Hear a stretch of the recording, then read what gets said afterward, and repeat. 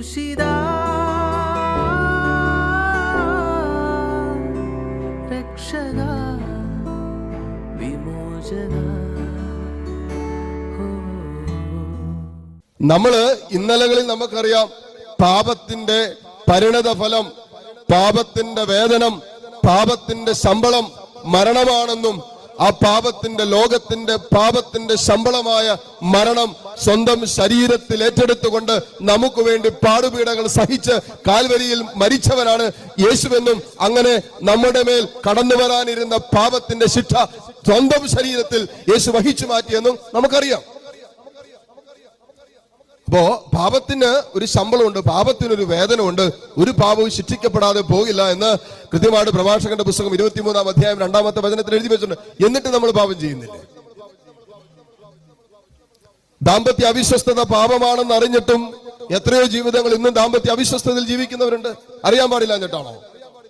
തന്റെ മക്കളോടും ജീവിത പങ്കാളിയോടും കാണിക്കുന്ന അവിശ്വസ്തതയാണ് ദാമ്പത്യ അവിശ്വസ്തത എന്ന് അറിയാമായിരുന്നിട്ടും എത്രയോ ജീവിതങ്ങൾ ഇന്നും ദാമ്പത്യ അവിശ്വസ്തതയിൽ കഴിയുന്നവരുണ്ട്. ശരീരത്തിന്റെയും കണ്ണുകളുടെയും പരിശുദ്ധിക്ക് ചേരാത്ത ചില കാര്യങ്ങൾ മനസ്സിലാക്കിയിട്ടും ഇതൊക്കെ എന്റെ ജീവിത വിശുദ്ധിക്ക് ചേരാത്തതാണെന്ന് മനസ്സിലാക്കിയിട്ടും ഇന്നും ലൈംഗിക വൈകൃതങ്ങളിലും ബ്ലൂ ഫിലിമിന്റെ അടിമത്തത്തിലൊക്കെ ആയി കഴിയുന്ന ജീവിതങ്ങളിൽ അറിയാൻ പാടില്ല എന്നിട്ടുണ്ട്. അല്ല, അപ്പൊ പാപത്തിനൊരു ശമ്പളമുണ്ട്, പാപത്തിനൊരു വേദനയുണ്ട്. അത് മരണമാണെന്ന്, ആത്മീയ മരണമാണെന്ന് വചനം നമ്മൾ ഓർമ്മപ്പെടുത്തുന്നുണ്ട്. അപ്പോ ഒരു സത്യം അറിഞ്ഞാൽ മാത്രം പോരാ, യേശു കർത്താവാണെന്ന് നമ്മള് മനസ്സിലാക്കിയാൽ മാത്രം പോരാ, മറിച്ച് എന്റെ അധരം കൊണ്ട് ഞാൻ ഈ സത്യം ഏറ്റുപറയുകയും കൂടി ചെയ്യണം. അത് ദൈവം വെളിപ്പെടുത്തുന്ന, പ്രത്യേകിച്ച് വചനത്തിലൂടെയും യേശുക്രിസ്തുവിലൂടെയും പിതാവായ ദൈവം മനുഷ്യ മനസ്സിനും അഗ്രാഹ്യമായതും മനസ്സിലാക്കാൻ പറ്റാത്തതുമായ ദൈവീക രഹസ്യങ്ങൾ വിശുദ്ധ ഗ്രന്ഥത്തിലൂടെയും യേശുക്രിസ്തുവിലൂടെയും നമുക്ക് വെളിപ്പെടുത്തി തന്നത്, നമ്മൾ മനസ്സിലാക്കിയ സനാതന സത്യങ്ങൾ ജീവിതം കൊണ്ട് ഏറ്റുപറയേണ്ടവരാണ് നമ്മളെന്ന് മനസ്സിലാക്കുന്നത്.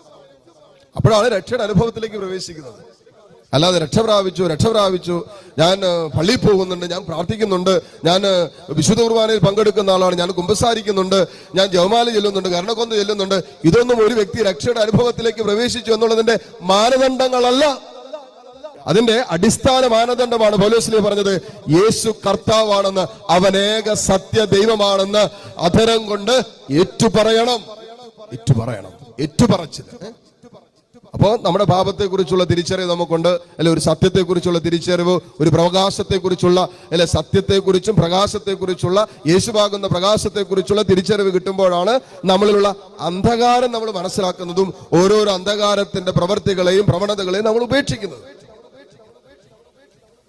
അപ്പൊ ദൈവസ്നേഹത്തിന്റെ അനുഭവത്തിലേക്ക് ഒരു വ്യക്തി പ്രവേശിക്കുമ്പോഴാണ് ആ ദൈവസ്നേഹത്തിന് ചേരാത്ത പ്രവൃത്തികളും പ്രവണതകളൊക്കെ ദൈവത്തെ വേദനിപ്പിക്കുന്നതാണല്ലോ, അതിനാണല്ലോ പാപം എന്ന് വിളിക്കുന്നത് എന്ന് മനസ്സിലാക്കുന്നത്. ജ്ഞാനത്തിന്റെ പുസ്തകം 15-ാം അധ്യായം 1-2 തിരുവചനങ്ങളിൽ വളരെ കൃത്യമായിട്ട് എഴുതി വെച്ചിട്ടുണ്ട്, എന്റെ കർത്താവ് എന്നെ സ്വന്തമാക്കിയെന്ന് ഞാൻ തിരിച്ചറിയുന്നതിനാൽ, അവന്റെ സ്നേഹത്തിൽ എന്നെ സ്വന്തമാക്കിയെന്ന് തിരിച്ചറിയുന്നതിനാൽ ഞാൻ പാപം ചെയ്യുകയില്ല. അതുകൊണ്ടാണ് പാപം ചെയ്യില്ലെന്ന് പറയുന്നത്. ജ്ഞാനത്തിന്റെ പുസ്തകം പറയാണ്, ഞാൻ എന്തുകൊണ്ട് പാപം ചെയ്യുന്നില്ല? അതിനൊറ്റ കാരണമുള്ളൂ, എന്റെ കർത്താവ് എന്നെ സ്വന്തമാക്കി, ഞാനിപ്പോ അവന്റെ സ്വന്തം, പിന്നെ എനിക്ക് അങ്ങനെ പാപം ചെയ്യാൻ പറ്റും? എന്റെ സന്ധിബന്ധങ്ങള്, എന്റെ മജ്ജമാംസം, എന്റെ ഇന്ദ്രിയങ്ങള്, എന്റെ ശിരസ് മുതൽ പാദം വരെ യേശു കാൽവരിയിൽ തന്റെ അവസാനത്തുള്ളി രക്തവും വിലയായി മറുവിലയായി കൊടുത്ത് സ്വന്തമാക്കിയതാണ് എന്നെ. എന്നിട്ട് അവന്റെ ശരീരത്തിന്റെ ഭാഗമാക്കി എന്നെ മാറ്റിയതാണ്. എനിക്ക് എങ്ങനെ ഇനി പാപം ചെയ്യാൻ പറ്റും? കാരണം ഞാൻ അവന്റെ സ്വന്തമാണ്. ഹല്ലേലൂയ.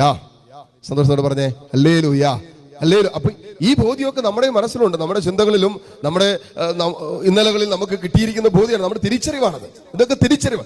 ഈ തിരിച്ചറിവുകൾ കിട്ടിയിട്ടും ഈ സത്യം പ്രഘോഷിക്കാനോ, ഈ സത്യം ഏറ്റുപറയാനോ, ഈ സത്യത്തിന് വേണ്ടി ജീവിക്കാനോ, അതുകൊണ്ടാണ് പൗലോസ് പറയുന്നത്, നിങ്ങൾ യേശു കർത്താവാണെന്ന് എന്ത് ചെയ്യണം? അധരം കൊണ്ട് ഏറ്റുപറയണം. സന്തോഷത്തോടെ പറഞ്ഞേ ഹല്ലേലൂയ, ഹല്ലേലൂയ. അധരം കൊണ്ട് ഇത് ഏറ്റു പറയേണ്ട സത്യമാണ്. ഉപകരണങ്ങളോടെ ഈ ദിവ്യകാരുണ്യത്തിൽ എഴുന്നള്ളിയിരിക്കുന്ന നമ്മുടെ ആത്മാവിനെ അസൂയയോടെ അഭിലഷിക്കുന്ന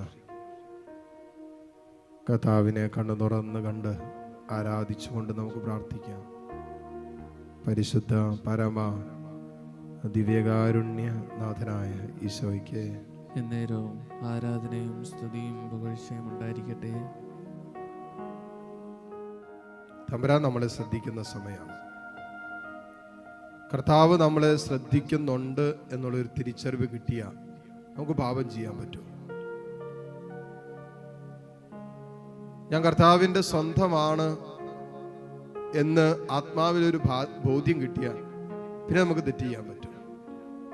ജ്ഞാനത്തിൻ്റെ പുസ്തകം 15-ാം അധ്യായം 2-ാമത്തെ തിരുവചനത്തിൽ നമ്മൾ വായിക്കുന്നതല്ലേ, കർത്താവ് എന്നെ സ്വന്തമാക്കിയെന്ന് ഞാൻ അറിയുന്നതിനാൽ ഞാൻ പാപം ചെയ്യുകയില്ല. വേറെ കാരണങ്ങളൊന്നും പറയുന്നില്ല. കർത്താവ് എന്നെ സ്വന്തമാക്കിയെന്ന് ഞാൻ അറിയുന്നു. Therefore I do not sin. അതുകൊണ്ട് ഞാൻ പാപം ചെയ്യില്ല. മക്കളെ, ഈശോ തൻ്റെ രക്തം വിലയായി ബലിയായി കാൽവരിയുടെ നെറുകയിൽ നൽകിയിട്ടാണ് എന്നെയും നിങ്ങളെ സ്വന്തമാക്കിയതും നമ്മുടെ ഹൃദയങ്ങളെ വീണ്ടെടുത്തതും. ആ കർത്താവ് നമ്മളെ കണ്ടുകൊണ്ടിരിക്കുമല്ലേ. ഈശോ സ്നേഹത്തിൽ നമ്മളെ സ്വന്തമാക്കാൻ നിരന്തരം ആഗ്രഹിച്ചുകൊണ്ടിരിക്കുമല്ലേ. ആ കർത്താവിന്റെ പരിശുദ്ധിയിലേക്ക് എന്നെയും കൈപിടിച്ചുയർത്തണമേ എന്ന് ആത്മാർത്ഥമായിട്ട് പ്രാർത്ഥിക്കട്ടെ. നമുക്കൊരു ജീവിതമേ ഉള്ളൂ, അതിന് കൃത്യമായ ലക്ഷ്യമുണ്ട്. പൗലോസിലെ പറഞ്ഞില്ലേ, വായുവിൽ അടിക്കുന്നവനെ പോലെയല്ല ഞാൻ, എനിക്ക് കൃത്യമായ ലക്ഷ്യമുണ്ട്. ഓട്ടക്കാരൻ ഓടുന്നത് പോലെ ഞാൻ ഓടുന്ന ലക്ഷ്യത്തോടു കൂടിയാണ്. നമുക്കൊരു ലക്ഷ്യമുണ്ട് മക്കളെ, നമ്മുടെ യാത്രയ്ക്ക് ഒരു ലക്ഷ്യമുണ്ട്, നമ്മുടെ ഈ ഓട്ടത്തിന് ലക്ഷ്യമുണ്ട്. ഓട്ടം ലക്ഷ്യം തെറ്റിയുള്ള ഓട്ടം അല്ല നമ്മുടെ ഓട്ടം, എങ്ങോട്ടെന്ന് അറിയാതെയുള്ള ഒരു ഓട്ടം അല്ല നമ്മുടെ ഓട്ടം. ഒരു ക്രിസ്ത്യാനിയുടെ ഓട്ടം കൃത്യമായ ലക്ഷ്യത്തോടു കൂടിയുള്ള ഓട്ടമാണ്. തമ്പുരാനെ ലക്ഷ്യം മറന്നോടിയ നിമിഷങ്ങളുണ്ട്. ലക്ഷ്യം പിശാച് നമ്മളെ മറപ്പിച്ചു കളയും പാപത്തിലോടാൻ. നമുക്ക് പാപത്തിലോടാൻ സമയമില്ല. സ്വർഗലക്ഷ്യമാക്കി ഓടാനുള്ളവരാണ് നമ്മൾ. ലോകമോഹങ്ങളിൽ കുടുങ്ങിക്കിടക്കാൻ നമുക്ക് സമയമില്ല. നമ്മുടെ ആത്മാവിനെ ദൈവം ചോദിക്കുമ്പോൾ ദൈവകരങ്ങളിൽ സമർപ്പിക്കാൻ തക്ക വിധം കർത്താവിൻ്റെ സ്നേഹത്തിൽ ഇങ്ങനെ ഉടക്കി നിർത്തേണ്ടതാണ് നമ്മുടെ ആത്മാവിനെ.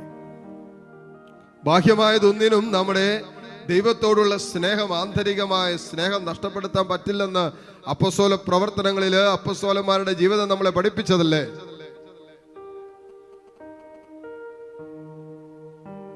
വത്തിക്കാൻ സെക്കൻഡിൽ കൃത്യമായിട്ട് എഴുതി വെച്ചിട്ടുണ്ട്, it is not the external experiences that block us from loving God, but it is our internal laziness or the laziness of our heart.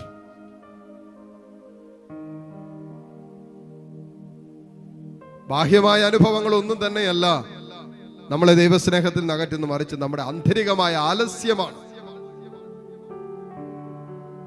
നമ്മുടെ ഉള്ളിലുള്ള ഒരു അലസത. അത് മാറിക്കിട്ടിക്കഴിഞ്ഞാൽ നമുക്ക് ദൈവത്തെ സ്നേഹിക്കാൻ പറ്റും.